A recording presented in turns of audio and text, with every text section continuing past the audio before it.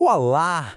Hoje a gente vai mergulhar fundo em um dos capítulos mais intensos e estratégicos dos evangelhos, Mateus capítulo 10. É pra gente pensar nisso como o primeiro grande briefing de missão de Jesus para os seus seguidores, sabe? Uma convocação de altíssimo risco que ia definir o rumo de todo o movimento. Então bora lá, vamos entender isso melhor.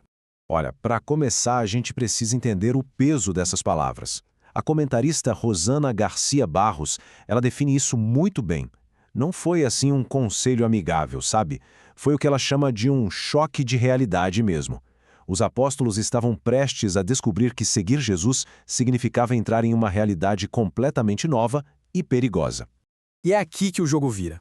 Porque é nesse capítulo que Jesus deixa de ser o único protagonista da história, sabe? Ele começa a compartilhar a sua missão de confrontar o mal, a injustiça no mundo. Ele não está mais só ensinando. Agora ele está, de fato, recrutando e capacitando uma equipe para levar o trabalho adiante. Então, o que é super interessante aqui é a palavra que Mateus escolhe usar.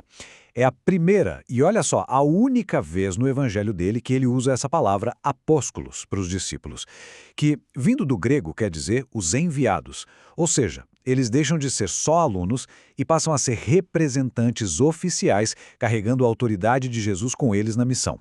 E nossa, que equipe era essa? Dá uma olhada nessa formação. De um lado a gente tem Mateus, o coletor de impostos. Ele era visto como um traidor, né? Porque trabalhava para o governo de Roma. E do outro, Simão, o Zelote. Ele fazia parte de um grupo revolucionário que queria derrubar Roma, tipo na base da força. Cara, colocar esses dois no mesmo time era algo radical. Isso mostra de uma forma genial que o movimento de Jesus queria criar uma nova comunidade onde as inimizades políticas eram superadas por um propósito muito maior.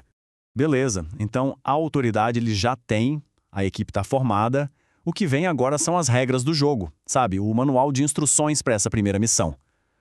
Vamos ver no que isso vai dar. Basicamente, a missão tem 3 partes fundamentais. A primeira é a mensagem, o que eles tinham que falar. O reino dos céus está próximo. Bem direto ao ponto, urgente. A segunda é o método, como eles deveriam agir. Não era só no papo, era com cura, com misericórdia na prática. A bondade era parte da mensagem. E a terceira parte é a mentalidade, o jeito de pensar. Uma generosidade, assim, total, sem cobrar nada, porque eles mesmos receberam tudo de graça. Mas é na parte da logística que a coisa fica ainda mais radical. Olha só esse contraste aqui. Para levar, praticamente nada. Sem dinheiro, sem bagagem extra, nem roupa reserva. E para dar? Tudo que eles tinham de valor espiritual. Cura, paz e a mensagem. A grande sacada aqui é que a missão dependia totalmente da hospitalidade das pessoas e da provisão divina para se sustentar. Mas espera aí, por que viajar com tão pouca coisa? É aqui que está o pulo do gato. Não era só uma regra boba, era uma tática revolucionária para construir comunidade. Isso forçava eles a dependerem totalmente de Deus e das pessoas que os acolheu. Ao viver e comer do jeito que o povo local vivia, eles quebravam barreiras sociais na hora. Isso tirava qualquer suspeita de que eles estavam ali para ganhar dinheiro ou para ter poder. Eles não chegavam numa posição de superioridade, sabe? Eram convidados. E essa vulnerabilidade era justamente a chave para criar uma confiança real. E bem quando a missão parecia ser só sobre cura e acolhimento, o tom da conversa muda, e muda drasticamente. Agora, Jesus começa a preparar a equipe para a realidade nua e crua da oposição que eles com certeza iam enfrentar. Essa metáfora ela é forte e até assustadora.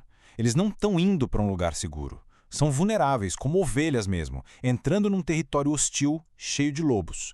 Essa imagem já prepara o terreno para os desafios que vêm pela frente. E aí vem a pergunta, né? Como é que uma ovelha sobrevive no meio de lobos? A resposta é uma estratégia que parece, à primeira vista, uma grande contradição. Ser prudente como as serpentes quer dizer ter uma leitura do ambiente, sacar as armadilhas, entender as intenções dos outros. Só que, ao mesmo tempo, ser simples como as pombas é agir sem maldade, sem usar os mesmos truques do inimigo. É uma mistura bem única de sagacidade com pureza de intenção. E Jesus não alivia em nada os riscos. Ele fala na lata o que esperar. Perseguição das autoridades, violência dentro das sinagogas e até traição vindo da própria família.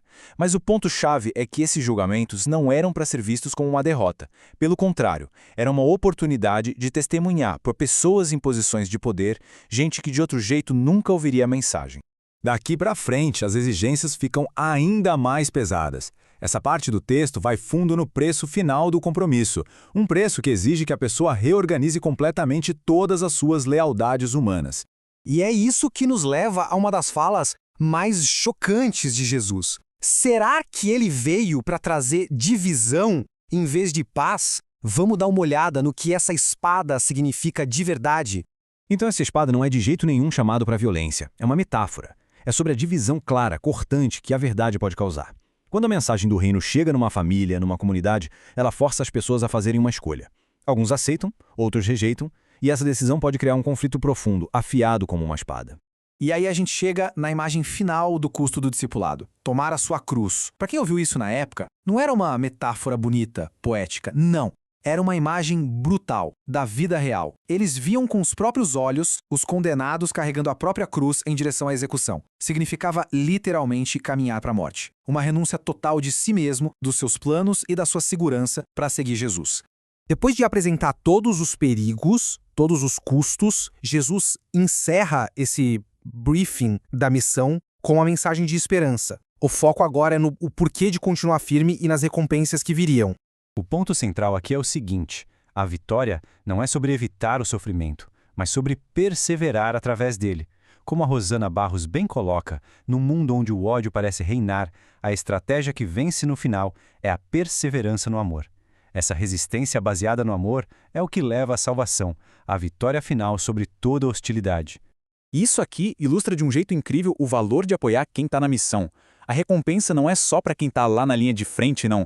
Até o menor gesto de bondade, tipo oferecer um simples copo de água fria, é visto e recompensado. Nenhum ato de ajuda, por mais pequeno que pareça, passa batido. E é com essa pergunta que a gente encerra a nossa reflexão. Esse briefing de missão lá de Mateus 10 não é só uma história antiga, né? É quase um manual de sobrevivência sobre como navegar num mundo hostil, levando uma mensagem de esperança. E nos deixa pensando como é que a gente equilibra essa sagacidade estratégica com a pureza de coração, nas nossas próprias vidas, nas nossas próprias missões. É uma tensão que continua tão real hoje quanto era há 2000 anos.